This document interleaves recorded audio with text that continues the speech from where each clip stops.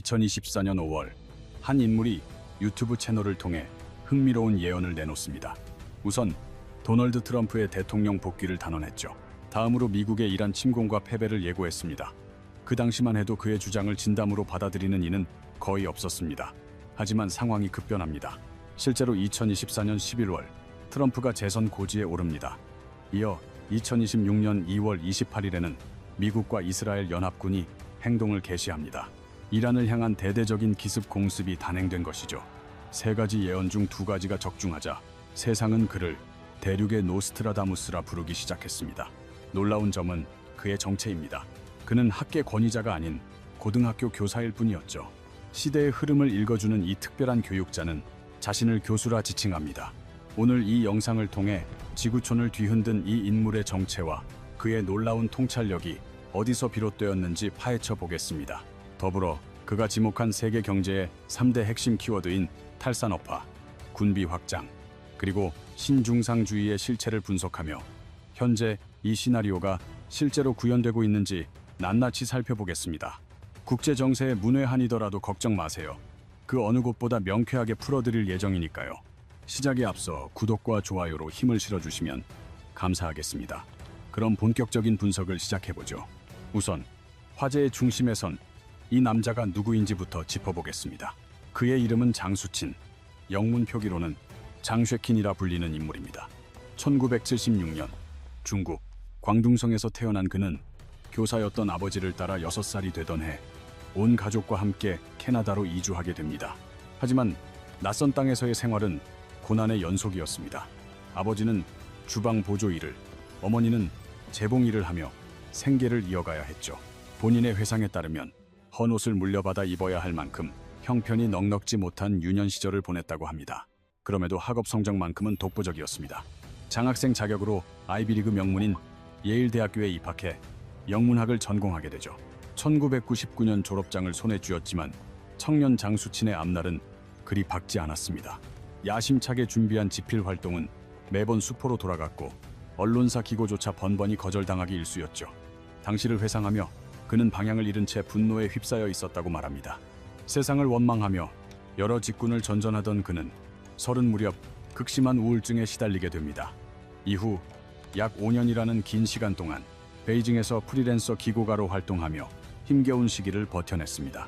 그러다 2001년 그의 인생을 뒤바꿀 결정적인 사건이 발생합니다.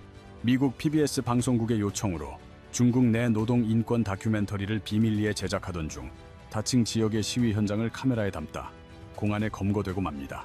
이틀간의 조사를 거친 끝에 불법 촬영 혐의가 적용되었고 결국 중국 땅에서 추방 조치되었습니다. 간첩 의혹까지 제기되었으나 다행히 기소는 피했죠. 그런데 반전은 2003년 중국 정부가 그의 재입국을 허가하면서 시작됩니다. 다시 중국으로 돌아온 그는 언론인의 길을 접고 교육 전문가로 변신하며 삶의 궤적을 완전히 바꿉니다. 유수의 명문 학교에서 부교장 등을 역임하며 혁신적인 교육 시스템을 도입하는 데 앞장섰던 그는 하버드와 영국 왕립예술협회 등 세계적인 교육기관에서도 그 실력을 인정받기에 이릅니다. 2022년 베이징의 한 대안학교에서 역사와 철학 강의를 맡게 된 그는 프리딕티브 히스토리라는 유튜브 채널을 개설합니다. 이 공간에서 그는 자신을 장교수라 칭하기 시작했는데요. 사실 따지고 보면 학위나 교수 임용 경력이 없는 평범한 교사에 불과했습니다. 그런데 대체 어떻게 이 일개 교사가 터커 칼슨 쇼와 같은 대형 무대에 서게 되었을까요? 200만 명이 넘는 구독자를 보유한 세계적인 인플루언서로 급부상한 비결은 2024년 5월에 업로드된 이란의 함정이라는 강연 영상에 숨어 있습니다. 이 강의에서 장수친은 역사에 반복되는 패턴과 게임 이론을 접목해 세 가지 파격적인 전망을 내놓았습니다. 그가 제시한 첫 번째 예언은 바로 2024년 미국 대선에서 도널드 트럼프의 승리였습니다. 이어 트럼프 행정부의 이란 공습 단행과 그 전쟁에서 미국이 맞이할 패배를 예견했죠. 발표 초기만 해도 큰 반향이 없었지만 2024년 11월 트럼프가 해리스를 제치고 당선되자 분위기는 180도 바뀌었습니다. 첫 단추가 완벽히 들어맞자 성지순례 행렬이 이어졌고 사람들은 그의 다음 예언에 주목하기 시작했습니다. 그리고 마침내 2026년 2월 28일 이슬람의 성스러운 달인 라마단이 시작되던 날 운명적인 사건이 벌어집니다. 미국과 이스라엘이 장대한 분노라는 작전명 아래 이란을 향해 전례 없는 규모의 기습 공습을 퍼부은 것이죠. 이 작전으로 이란의 최고 지도자가 유명을 달리하고 주요 핵시설이 파괴되었습니다. 더욱 놀라운 점은 공격의 시점이었습니다. 공습 직전인 2월 27일까지만 해도 오만 정부를 통해 극적인 평화협상 타결 소식이 전해지고 있었기 때문입니다. 당시 이란은 우라늄 농축 중단과 국제 원자력 기구의 사찰 수용을 약속하며 유화적인 태도를 보인 상태였습니다. 평화가 손에 잡힐 듯 가까워졌다고 믿었던 찰나, 이튿날부터 기습적인 포격이 시작되었습니다. 이란은 즉각적인 반격에 돌입하며 이스라엘을 비롯해 바레인, 쿠웨이트, 아랍에미리트, 사우디아라비아 등지의 미군 주둔지를 향해 미사일과 드론 공격을 퍼부었습니다. 호르무즈 해협이 사실상 폐쇄되면서 전쟁 전 하루 50척에 달하던 유조선 통행량은 단 하루 만에 3척으로 급감했습니다. 전 세계 원유 물동량의 20%가 오가는 생명줄이 끊겨버린 셈이죠. 이 시점에 전 세계인들은 과거 화제가 되었던 한 중국 교수의 영상을 다시금 주목하게 됩니다. 장세친의 유튜브 구독자는 폭발적으로 늘어나 211만 명을 돌파했고 급기야 터커 칼슨이 본인의 쇼에 그를 직접 초대하기에 이릅니다. 이 인터뷰에서 장세친 교수는 현재의 전쟁보다 더 파괴적이고 위협적인 전망을 내놓았습니다. 전쟁의 향방과 관계없이 지구촌은 이미 되돌릴 수 없는 세 가지 거대한 변화의 물결을 맞이했다는 것이죠. 탈산업화, 재군비화, 그리고 신중상주의.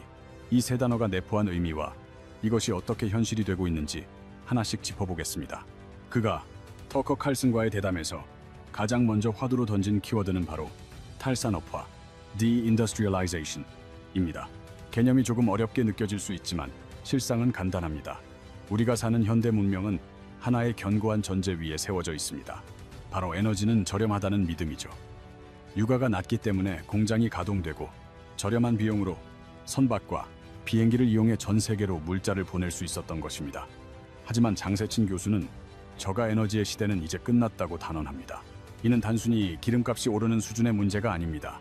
거대 도시의 수많은 인구를 먹여 살리던 기존의 시스템 자체가 뿌리째 흔들릴 수 있다는 뜻이죠.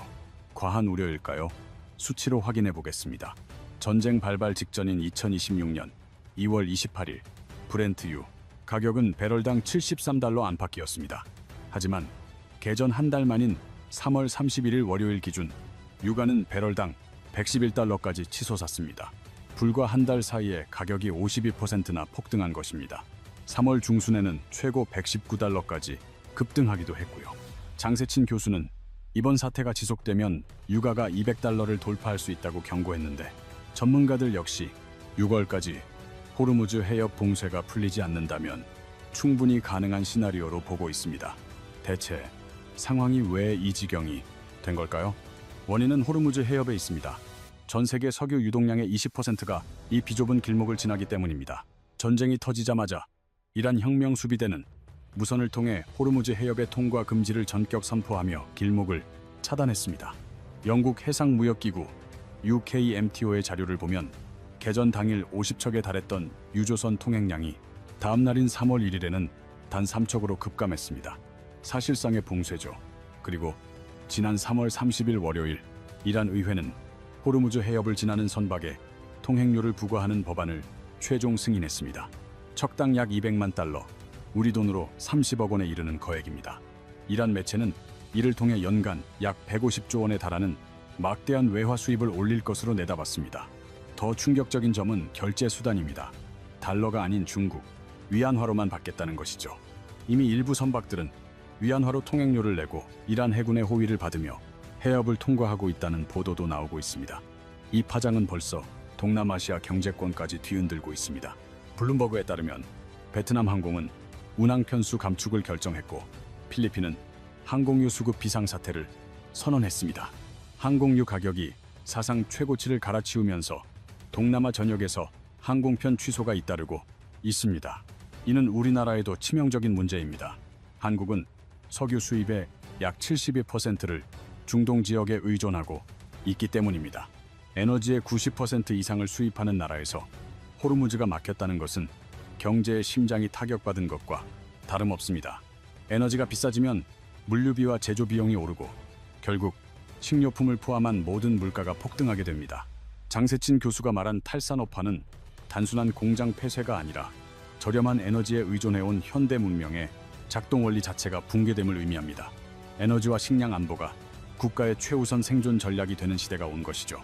에너지 위기만으로도 충분히 위협적이지만 그가 예견한 두 번째 변화는 훨씬 더 근본적인 구조를 건드립니다. 장세친 교수가 제시한 두 번째 핵심 키워드는 바로 재군비화, remilitarization입니다.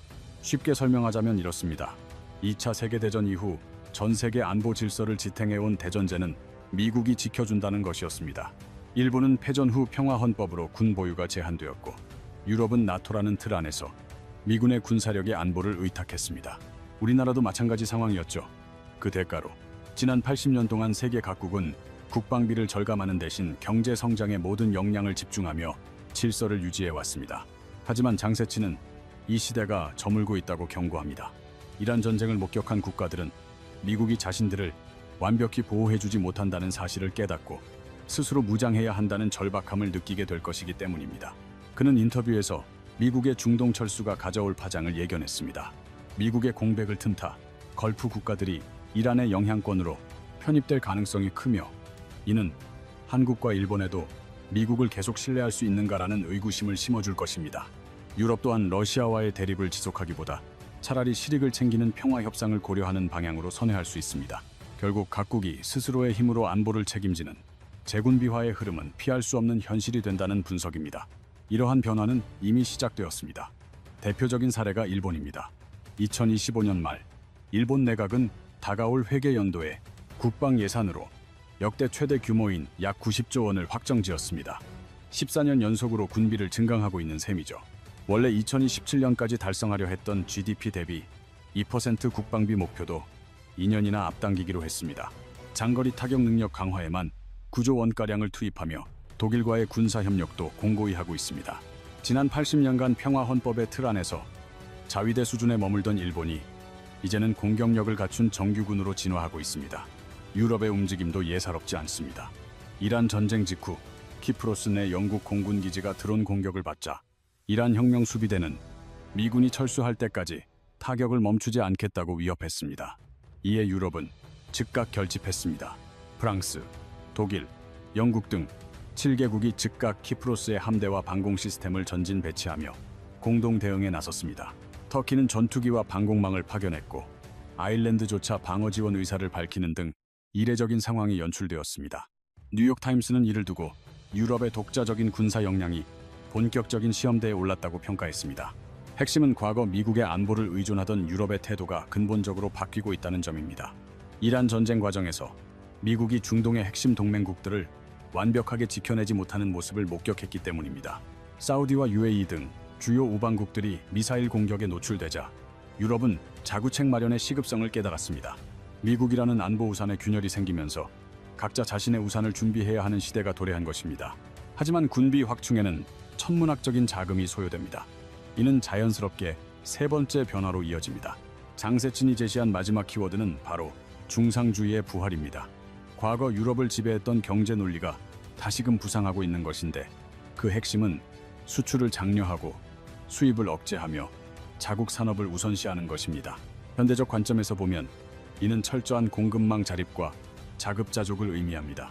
재군비화로 인해 막대한 국방비 지출이 발생하고 에너지 가격이 급등하면 글로벌 무역은 위축될 수밖에 없습니다.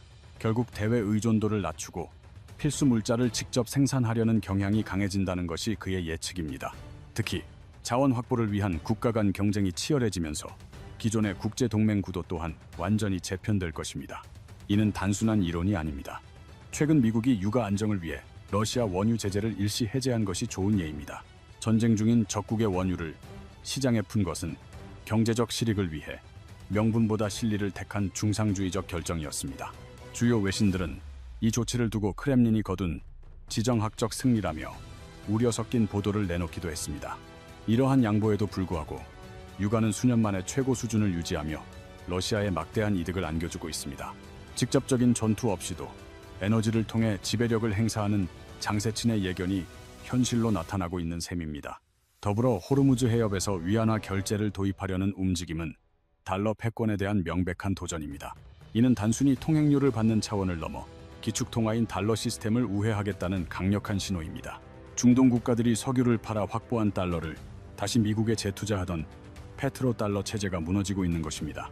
장세치는 이러한 금융 질서의 변화가 세계 경제의 근간을 뒤흔들 결정적인 변수가 될 것이라고 분석했습니다. 해협의 위안화 통행료, 이건 단순히 이란이 돈을 벌겠다는 게 아니에요. 전 세계 석유 거래의 기축 통화인 달러를 우회하겠다는 신호예요. 장세치는 터커 칼슨 인터뷰에서 이 부분을 아주 구체적으로 설명했어요. 걸프 협력 회의, 국가들이 달러로 석유를 팔고 그 달러를 다시 미국에 투자하는 시스템, 이른바 페트로달러 체제. 이것이 미국 경제를 지탱하는 핵심 기둥이죠. 현재 39조 달러라는 천문학적인 빚을 지고 있는 미국은 이 체계가 붕괴되는 순간 무너질 수밖에 없거든요. 그런데 이란이 위안화 결제를 도입하고 GCC 국가들의 원유 수출길이 막히기 시작하면서 페트로달러의 위상이 흔들리고 있습니다. 우리나라도 예외는 아니어서 변화의 물결이 일고 있죠. 에너지 독립과 식량 안보, 공급망 다각화 같은 담론이 본격화되고 있습니다. 한 언론 매체에 따르면 한국은 소요되는 석유의 70%가량을 중동에 의존하고 있어 분쟁 발생 시 세계에서 가장 큰 타격을 입는 국가 중 하나가 될 수밖에 없습니다. 타국에 의존하는 경제 체질의 위험성을 여실히 실감하고 있는 셈이죠.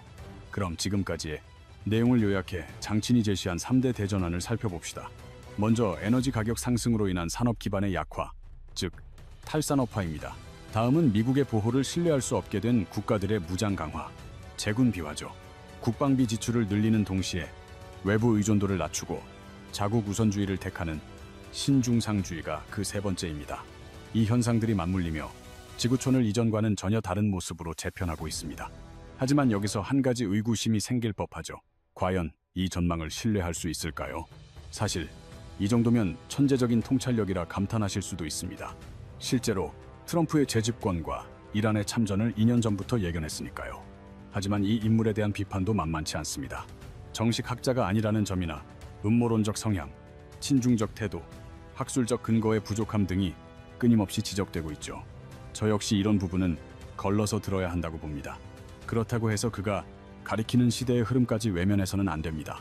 에너지 대란과 재무장, 그리고 자국 우선주의로의 회귀, 이것은 특정인의 주장을 넘어 현재 우리가 맞닥뜨린 냉혹한 현실입니다. 말하는 이보다 그 내용에 집중해야 하는 이유죠. 현상을 꿰뚫어보는 안목이 필요합니다. 오늘 내용을 정리하죠. 첫째, 장친이라는 인물은 2024년의 정세를 정확히 맞췄습니다. 하지만 학계 정통파가 아닌 고교 교사 출신이며 편향된 시각을 가졌다는 명확한 한계를 지닌 메신저이기도 합니다. 둘째, 그가 말한 3대 대전환의 조짐들은 이미 지구촌 곳곳에서 명확하게 포착되고 있다는 점입니다. 치솟는 유가와 해상 통행료의 변화, 일본의 국방비 증액과 유럽 내 군사적 움직임, 미국의 에너지 제재 완화까지 이 모든 것이 실시간으로 진행 중입니다. 셋째, 우리가 놓치지 말아야 할 본질은 장친의 적중 여부가 아닙니다. 그가 지목한 세계 질서의 구조적 변동이 우리의 삶과 직결되어 있다는 사실입니다. 자, 이야기의 시작을 떠올려보죠. 평범한 교사가 이토록 큰 반향을 일으킨 것은 신비한 예지력 때문이 아닙니다. 실제 세상이 그의 통찰과 닮은 방향으로 흐르고 있기 때문이죠. 우리가 주목할 대상은 예언자가 아니라 그가 경고하는 변화 그 자체입니다. 지금까지 이 세대의 교양 수업의 이 교수였습니다. 영상이 유익했다면 좋아요 부탁드리며 앞으로도 국제 정세와 경제 흐름 등 필수적인 지식들을 전해드릴 예정이니 구독과 알림 설정으로 함께 해주시기 바랍니다. 감사합니다.